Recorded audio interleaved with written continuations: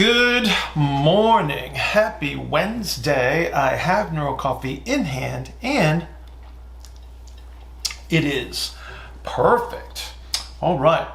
Well, it is Wednesday. That means that tomorrow's Thursday. That means tomorrow, 6 a.m. as usual, coffee and coaches conference call. Grab yourself a cup of coffee. Join us for some great people, some great Q&A. We're in the hundreds now in these calls. They just keep getting better and better. So again, please join us for that. Another housekeeping item. Applicants, or the attendees, I should say, for the Intensive 18 have been chosen. So if you did apply, please check your email for that. You should have an invite in there if you were selected.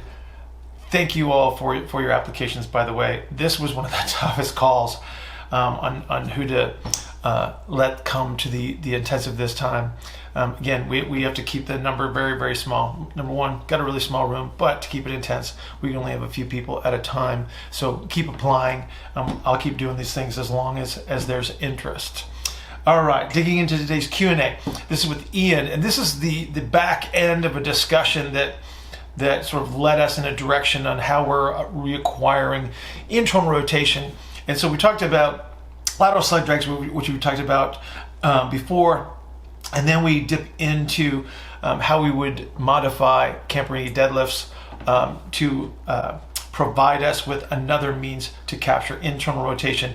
We have to consider both sides of the body under all circumstances. One side might be doing something in comparison to the other side, and so for us to reacquire internal rotation, we have to make sure that we get, number one, our ground-based cues, and number two, the influences of load and direction also will determine how we are reacquiring this internal rotation. So thank you, Ian, and everybody else prior to Ian's question that got us to where we were on this video. If you have any questions about Camporini deadlifts or lateral sled drags, just go to the YouTube channel. We got videos on there about those as well. Everybody have an outstanding Wednesday. I will see you tomorrow morning, 6 a.m. Coffee and Coaches Conference Call.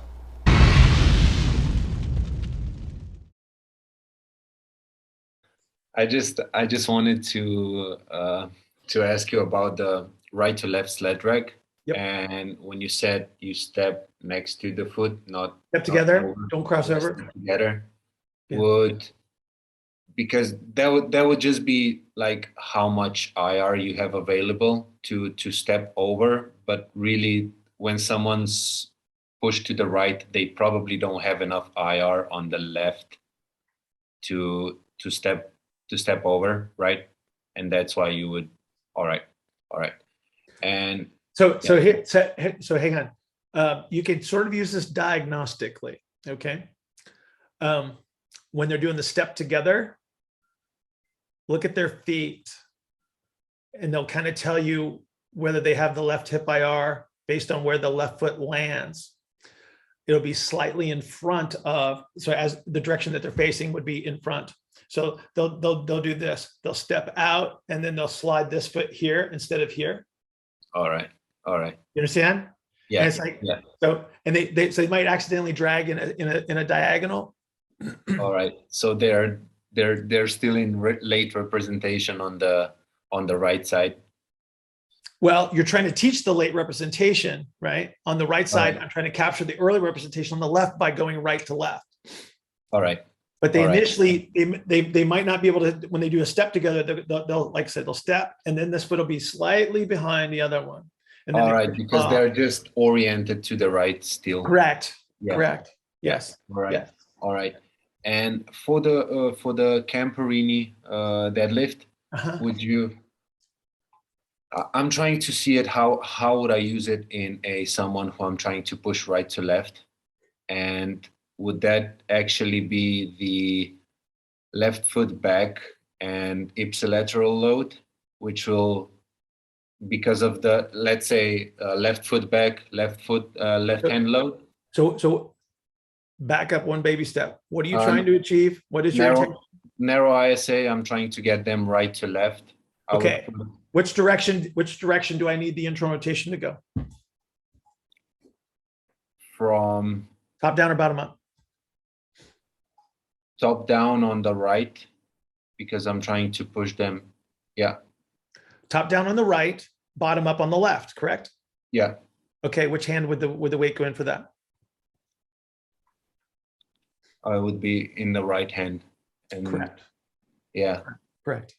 and Early internal rotation on that left side. yeah, Okay. So this is late. the lead leg on a split squat. Okay. Yeah, That's an early representation of IR as I descend. So we're talking about left leg early. Okay. yeah, left leg forward. Split squat, the left right leg's going to lead. In a chop, the left leg's going to lead.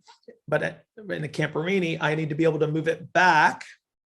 Yeah, Okay, and then turn towards that side, which would put a late on the right and an early on the left, which means that I'm driving IR from the top down on the right, bottom up on the left. all right, all right. And because I heard you say if I put left foot back and left hand load on a Camporini, Yes. because of the left hand load, I would still have to push my right leg like IR top down, no, to prevent the right turn. So for okay, yes, but okay. To initiate it, to Okay. initiate it, hang I on. have to hold on to delay on the left as I do it, right? Yeah. Okay, hang on. So again, you've heard me talk about the setup of the exercise and then the execution of the exercise, correct? Yeah. Okay, so the setup is going to make sure that you stay back on the left so you can push down on the left. So as I go down into the Camporini with a left hand load, okay, Yeah. it's still going to be an early representation, but it makes it easier for me to push out of it into the late representation on the left side. All right. So it becomes a top down IR to All push right. out of it, to push out of it. All right. All right. Again, it's just a bias. It's just the bias. Okay. Okay.